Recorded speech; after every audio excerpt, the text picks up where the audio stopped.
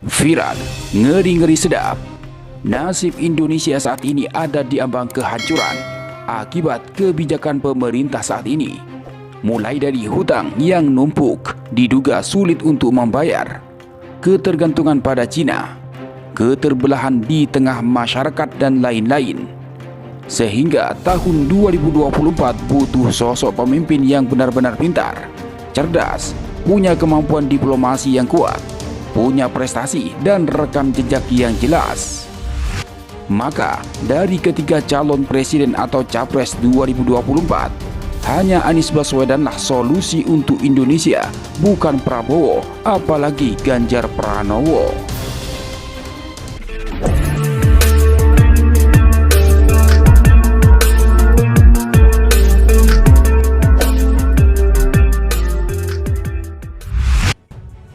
Jika Prabowo Subianto menjadi presiden tahun 2024, akan terbebani dengan berbagai kasus yang membeli dirinya dan lingkungan di bawah kendalinya. Sehingga Prabowo bukanlah pilihan tepat untuk pemimpin ke depan. Selain banyak pihak yang terus mempermasalahkan kasus penculikan aktivis tahun 1998, seperti yang diungkap dalam Puisi Butet, Prabowo juga akan tersandra dengan kasus food estate yang gagal, berupa perkebunan singkong seluas 600 hektar mangkrak dan 17.000 hektar sawah baru tak kunjung panen. Pengkhianatan dari para ulama dan pendukungnya di tahun 2019. Kasus ketidakjelasan agamanya. Dan baru-baru ini mencuat kasus korupsi di Kementerian Pertahanan yang merugikan negara 500 miliar rupiah dan melibatkan 4 tersangka. Artinya, belum jadi presiden saja Prabowo Subianto sudah memiliki banyak permasalahan. Apalagi kalau nanti menjadi orang nomor 1 di Indonesia. Sedangkan Ganjar Pranowo bahkan lebih parah lagi. Selain tidak punya kapasitas dan kompetensi menjadi pemimpin dan zero prestasi, juga mewariskan banyak permasalahan di provinsinya.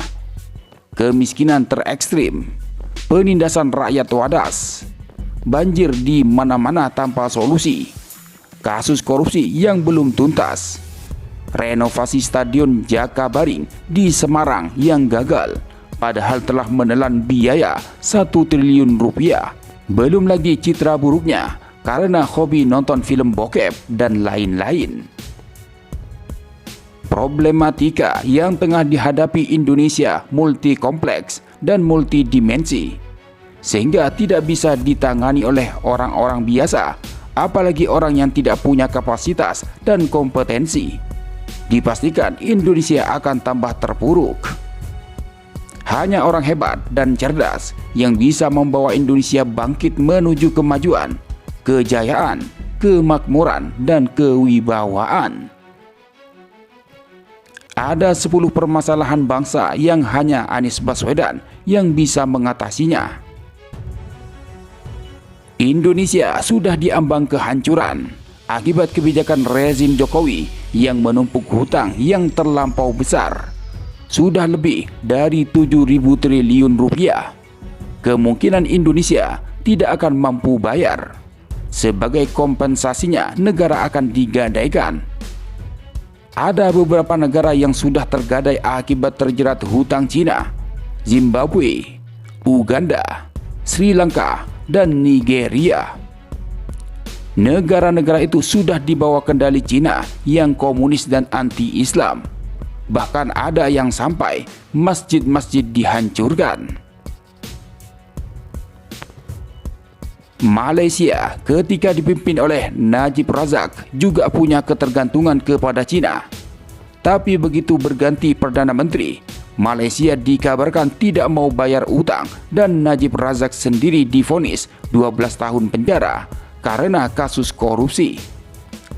Demikian juga mantan Perdana Menteri Muhyiddin Yassin yang terjerat korupsi. Akankah Indonesia akan seperti Malaysia yang menyeret Jokowi untuk dipenjara?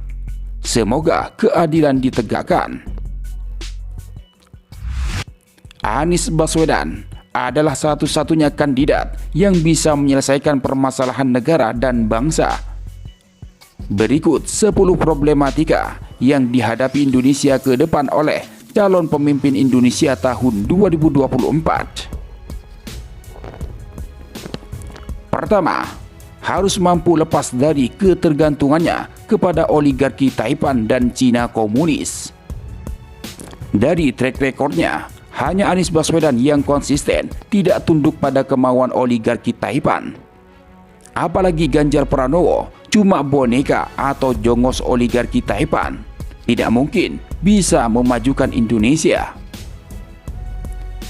Kedua, orientasi pembangunan bukan dari hutang, tapi dari pemberdayaan potensi kekayaan dan kecakapan dalam negeri. Hanya Anies yang mampu memberdayakan potensi kekayaan alam dan sumber daya manusia untuk membangun negeri, bukan mengandalkan pada hutang-hutang dan hutang. Ketiga, ekonomi yang dibangun atas keterlibatan dan untuk kesejahteraan rakyat, bukan monopoli segelintir pengusaha tertentu, apalagi lebih menguntungkan pengusaha asing. Jika pemerintah lebih mengutamakan pengusaha Cina, usaha pribumi pada Gulung Tikar, karena mereka dalam menjalankan usahanya eksklusif dengan sesama mereka. Keempat, undang-undang produk rezim Jokowi yang pro-oligarki Taipan dan pengusaha harus diamandemen dan direvisi lagi sehingga pro-rakyat. Selama Jokowi menjabat sebagai presiden, kekuasaan dikendalikan oleh oligarki Taipan sehingga seluruh undang-undang, perpu, perpres, atau kepres hanya untuk melayani oligarki Taipan. Jokowi cuma pajangan dan pencitraan saja, tidak punya kemampuan membuat kebijakan yang pro rakyat.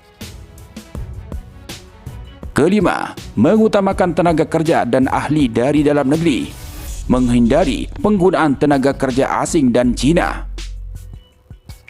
Di rezim Jokowi, tenaga kerja asing Cina dimanjakan, tenaga dalam negeri ditindas.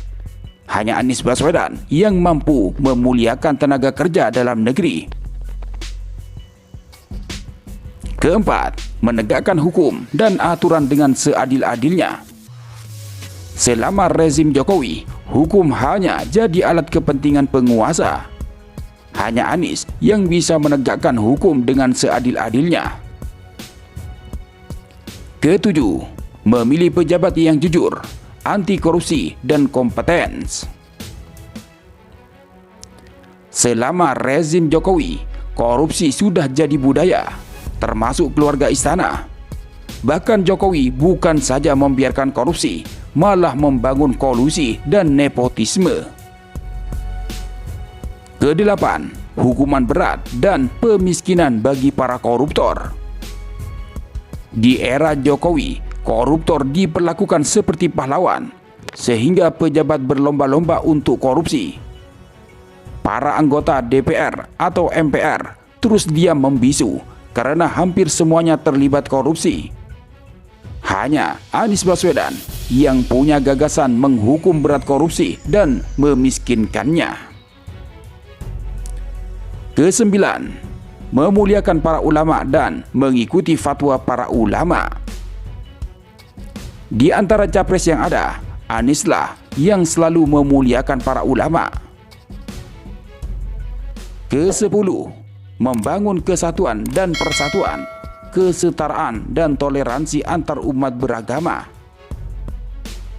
Hanya Anies Baswedan yang mampu memperlakukan para pemeluk agama dengan baik, sehingga selama memimpin DKI Jakarta, para pemeluk agama merasa nyaman karena telah diperlakukan dengan baik.